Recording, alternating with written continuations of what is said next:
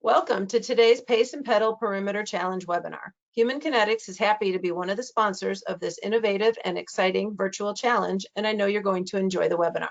So let's get going by letting me turn it over to Jan Seeley, Director of the Christie Clinic Illinois Marathon Race Weekend and creator of the Pace and Pedal Perimeter Virtual Challenge. Thanks, Sue. Welcome, everybody.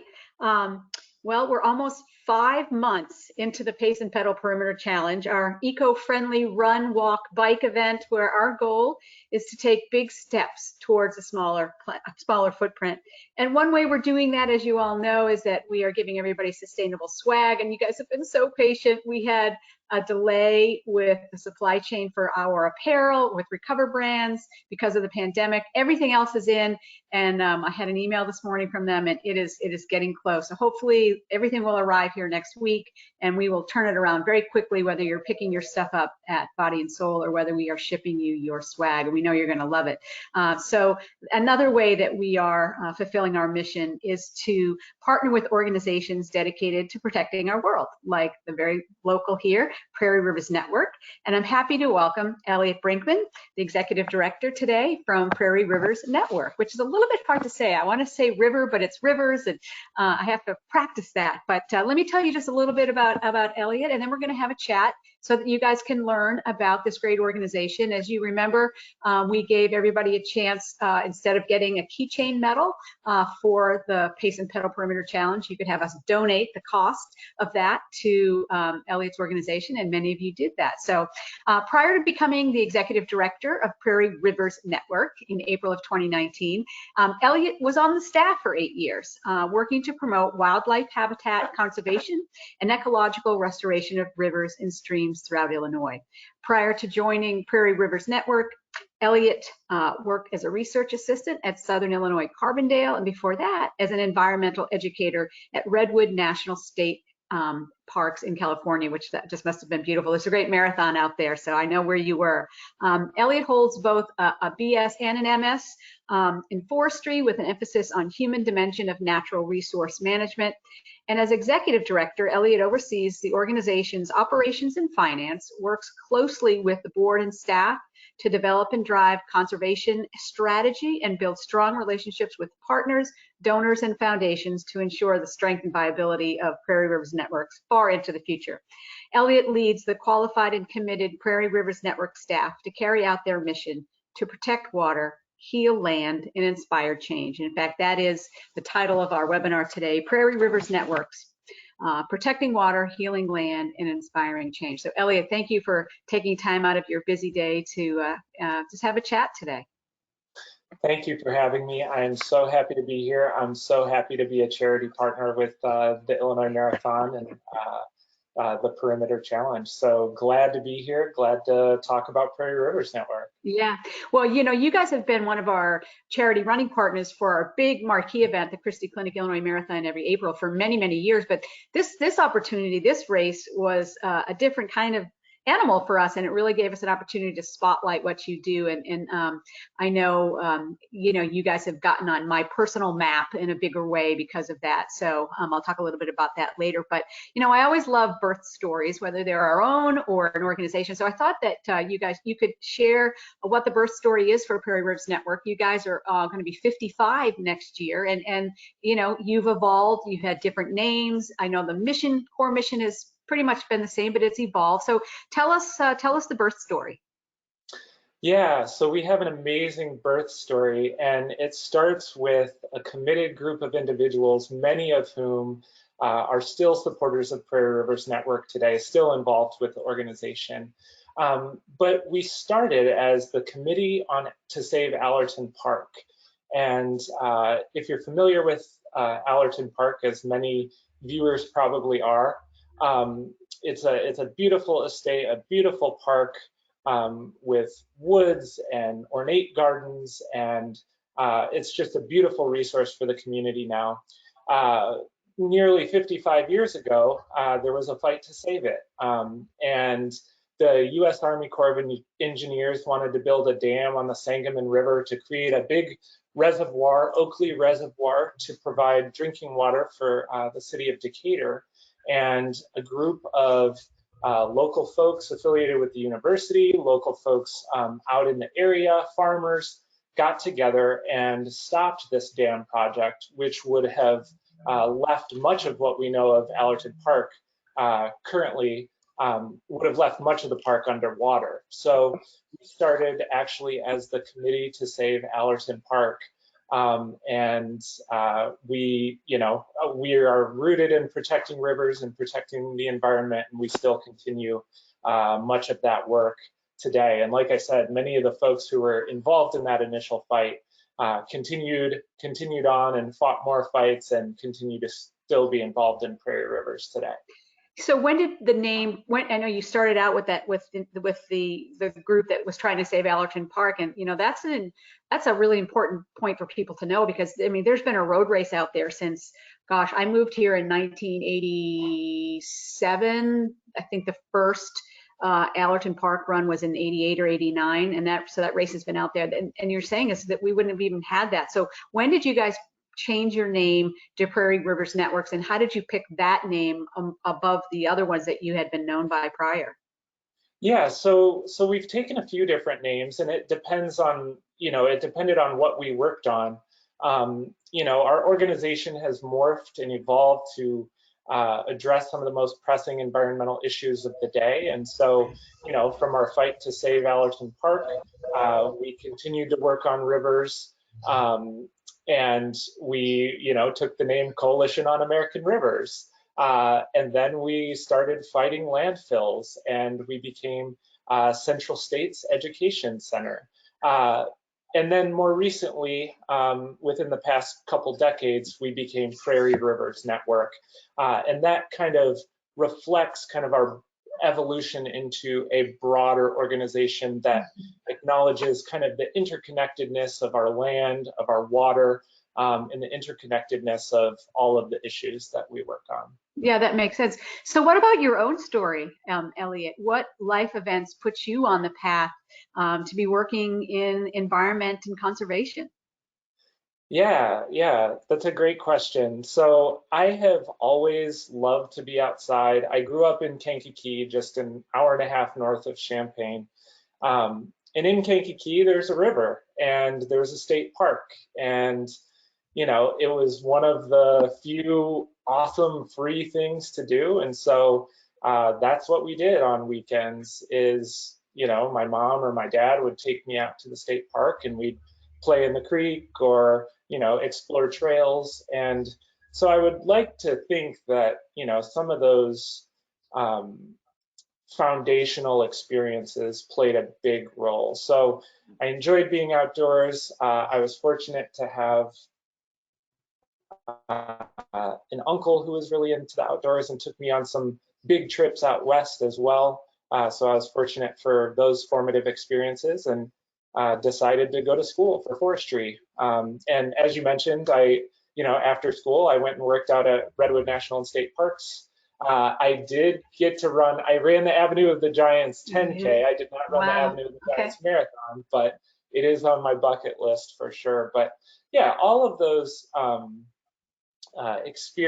life experiences essentially culminated into me taking this position and continuing to work on what I care about most, protecting the environment.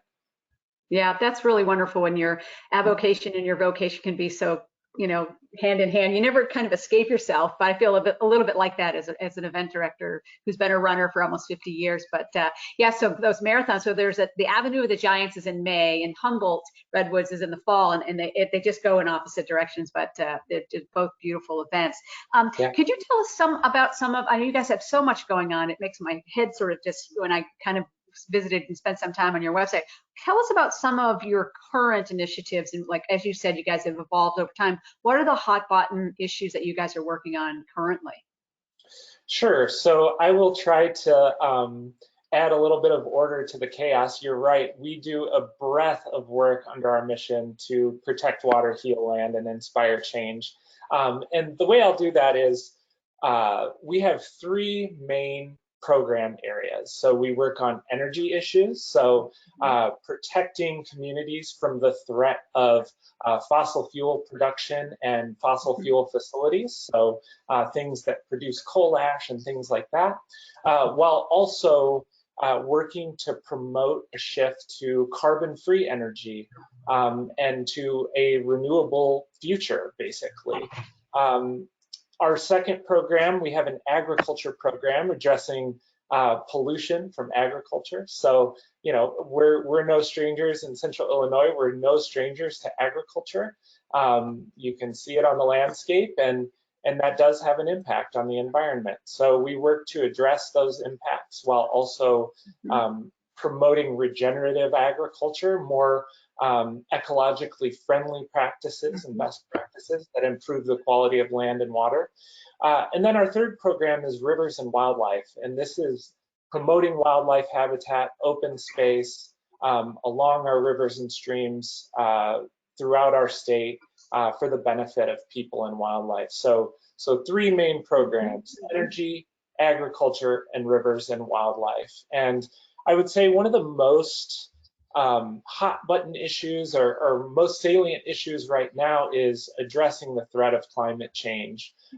We've seen reports for years and years, and then a recent report from the Intergovernmental Panel on climate change, and there are some serious dire warnings in those reports. And so essentially we've been working for several years on trying to pass comprehensive legislation that would put Illinois on the path to carbon-free energy by 2050. So those are some of the main program areas and some of the things that we're currently working on. Yeah, that report was devastating. My older son Jake is a climate scientist. He's a cloud guy. He's at Harvard, and awesome. I feel like you guys that really understand all that stuff, it must be even more depressing to read that, because it was really a dire warning that things are going to have to change, and all this aberrant weather that we've been having across the country, it's just all points to climate change issues. So as you look back over the almost 55 years of the organization, what would you say, if you could just point to a couple of really big victories? Obviously you mentioned that, you know, the starting point of having that dam not put in back in 67, 68. What are some of the other big victories along the way? Yeah, so, you know, I'm happy to report, we were successful in saving Allerton Park 55 years ago, and we went on to save several other areas and communities from ecologically destructive dam projects.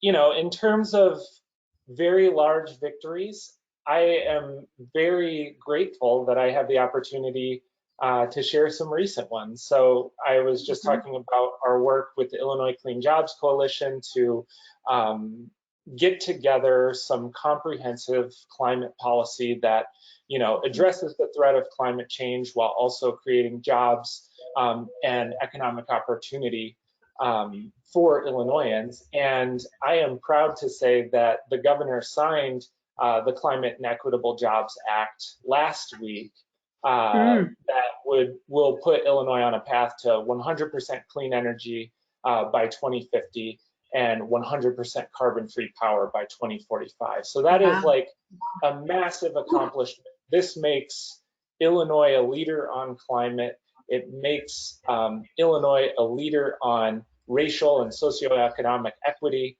and we couldn't be happier about this victory. So this is definitely a huge win for sure.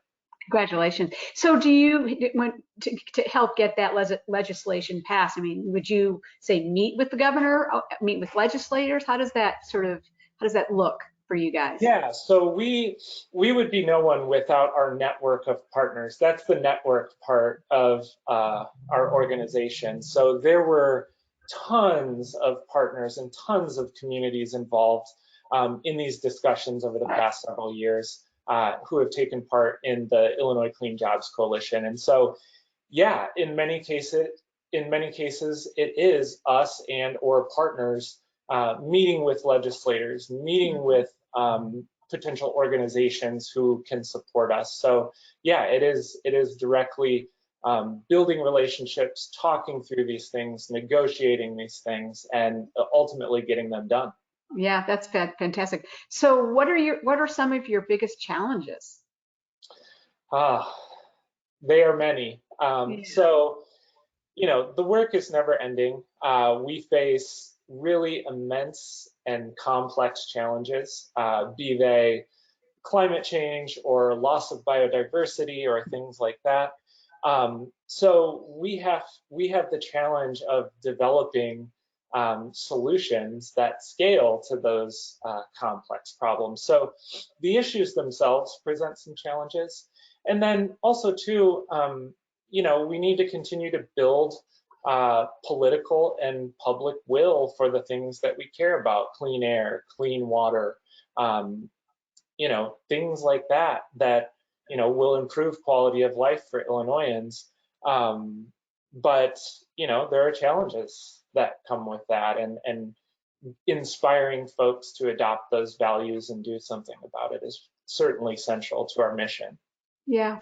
Has the pandemic hindered, helped? Well, how has the pandemic, how has the pandemic, if any, impacted the work that you and your colleagues do at Prairie Rivers? Sure. So it hasn't been without any impacts. As you can see, this is my living room that I'm joining you from. So that's one way the pandemic has impacted us. Fortunately, we've been able to adapt and pivot to remote work and still get a lot done. But yeah, I think, one of the main challenges, and this is what I alluded to in some previous comments, is that relationships are foundational to our work. And our success depends on our ability to connect and build authentic and trusting relationships with communities, with leaders, with other partner organizations. And so there have definitely been some challenges with moving everything to virtual, for sure. But I think the world has adapted. We've adapted along with the rest of the world. And so, we've been able to do our best to pivot and continue that relationship building online. I will also say that, we're extremely fortunate to have a really dedicated network of supporters and donors and partners. And everyone has stepped up throughout COVID to support us, and we're so grateful and so fortunate for that. So we've fared pretty well, actually. Yeah, we got a small glimpse of air quality when nobody was driving early in the pandemic, when everyone was at home, and you could literally ride your bike down the middle of the street. And in some of the bigger cities that have issues with air quality, it was calculable, the difference. And of course now we've kind of rolled back to where we were, but it was nice for a while. Yeah, there was some respite there, but yeah, obviously not sustainable with everyone, working from home and basically society completely shut down. We feel like we can get those reductions and have those air quality benefits with a society that's thriving. So yeah, exactly. Are there any upcoming events that you guys have planned? I'm sure there are. What are a couple of them that you could tell us about? Yeah, so this time of year, we typically have our large annual fundraiser, and this year is no exception. We were planning on having a fundraiser, our getting back together post-COVID party out at Allerton Park actually last week, but we did have to cancel that. So, we're moving all of our events online right now until there's a little more certainty around COVID and things like that. So we've got a couple things coming up to note. We have a webinar coming up next week on the 28th at 3:30 p.m. It's basically focused on how we grow food and how the food we grow and eat can impact our health. So tying the issue of agriculture to human health. And then we've also got the day after that, on September 29th, 6 to 8 p.m., we have a film screening, similarly about the impacts of climate change on regenerative agriculture. So I'd invite folks to check out our Facebook page or go to our website for events. We populate our events calendar with our events and partners events as well. So definitely visit our website. Yeah, that's a great segue. I wanted to compliment you on the website. It's just really, it is really beautiful. It's informative. It's colorful. I am friends with Martha McSims, and I've been following her Monarch Butterfly project, her raising and releasing them, and she just did a blog post about that. But I do encourage people to check out, it's prairieriverse.org, as I recall, correct? Yep, yes? prairieriverse.org, yep. Yep. Tell us about some of the resources there, specifically, sometimes people feel overwhelmed about the whole climate issue, feels so overwhelming, they don't know what they can do. And you have a great section on the website about like what little things that you could do at home. So tell us a little bit about the website, but then if you could just give us a few top simple things that people can do that do make a difference that you might not think. Yeah, absolutely. So our website, and I appreciate, the kind words about our website. That's definitely flattering. Yeah, we're happy with it. It's meant to be a one-stop shop, everything Prairie Rivers. So, whether you want to learn a bit more about the program areas we're working on, get a little bit more in depth, you'll find that information there. We have a blog that we keep up to date with ongoing projects and events and different things, stories that we like to highlight. You'll find links to our podcasts via our website, which I invite everyone to check out wherever you get your podcasts. Shameless plug. And also our action alerts as well are extremely important. Those are things that, like letters or comments that go to agencies or decision makers on certain issues that we need members of the community to voice their opinion on. And then to your point, so there are resources. There's what you can do at home. And, I would, as someone who similarly feels overwhelmed by the scale and severity of some of the environmental issues we face, you can do things at home. You can get engaged with organizations like Prairie Rivers Network and make a difference. So, my advice is to find what you like. What are certain aspects of the environment that you like? So if you're, like Martha, and you care about pollinators, you can take some simple actions at home, like planting native plantings or not using herbicides or pesticides in your garden to support that biodiversity locally. And then that might snowball into, you signing on to a couple action alerts or possibly writing a letter to the editor in your local media outlets about the importance of pollinators and the threats that they face. So that's what I like to do, is encourage people to start small, figure out where their interests and passions lie, and there are certainly a number of ways that you can engage on each of those things, whether it's a small thing you can do at home in a matter of minutes or a big policy initiative. They're all interconnected. So yeah, no, I love that. And one of the things that I did is I signed up to be a monthly donor. Not a huge amount of money, but every month you're going to get some money from me, and that's the kind of thing that I can add to every year. And I also there was a great link for me to go to my Amazon account.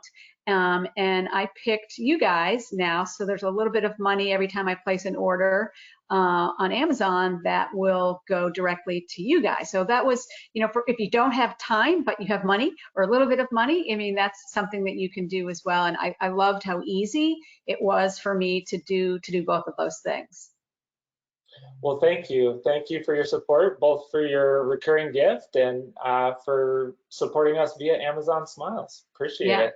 Yeah, no, it's a great program, and so it was super easy, and they donated just so much money to all the different projects. So I encourage people to do that. So, well, I think that will, kind of any final thoughts that you have for us. We're very excited to feature you guys in this way, and of course, Jeff Kolmstedt's been part of our organization. Everyone knows Jeff as Abe, and I know he's been on your staff for a number of years and does a great job as the communications director. But any final thoughts?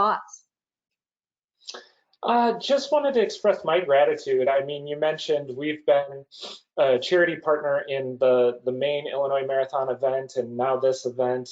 Just wanted to express our gratitude. It's been great for us, not only getting donations, but also reaching people and reaching new members and turning folks on to the issues that we care about has been really invaluable to us. So it means a lot to have a marathon in our hometown, and it means a lot to be a charity partner in our hometown. So well, thank you, really Elliot. appreciate it. Yeah, it's been really fun. It's there's a lot of hard work that goes into No doubt. our event, but the opportunity to give back to our community, the race has donated upwards of $1.5 million in the first 12 years, and we're really hoping that we can have a nice event next April. We just had our inaugural Run to Remember a couple of weeks ago. That was really great, but we're not over this, and we just need everybody to do their part. And it's good that you guys have continued to have success and have an impact, and thank you for leading that initiative, your group. So, again, to all of our participants out there, keep running and walking and biking. Man, I am in over my head. I'm doing the full perimeter with my friend Bonnie. We're about halfway done. She's on a bike trip now, so we're getting a little bit behind on her runs. And then I'm also doing the half perimeter as a biker, and I'm doing the half perimeter walking. So I don't want to not count any one of my miles, but it's going to be a push for me to finish in time. So we may be adding a little bit of time at the end. It goes through December 31st, but we may give everybody another month. So anyways, Elliot, thank you. Yeah, thank you, and best of luck to you, and best of luck to all of the participants. I hope they make it all the way around. Yeah, and Sue Outlaw and Human Kinetics, thank you so much. And we'll see you again.